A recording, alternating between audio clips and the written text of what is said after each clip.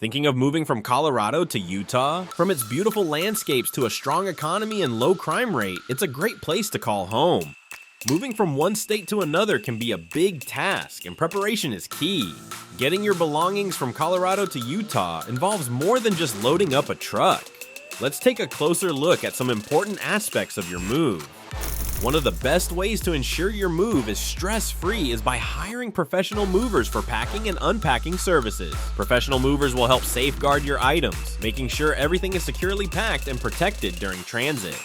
How much will your move cost? On average, a move from Colorado to Utah can range between $890 and $3,320, depending on the distance and the size of your home. For example, moving from Aurora, CO to Salt Lake City, Utah could cost between $2,600 and $730, depending on whether you're moving a 2-bedroom, 3-bedroom, or 4-bedroom apartment.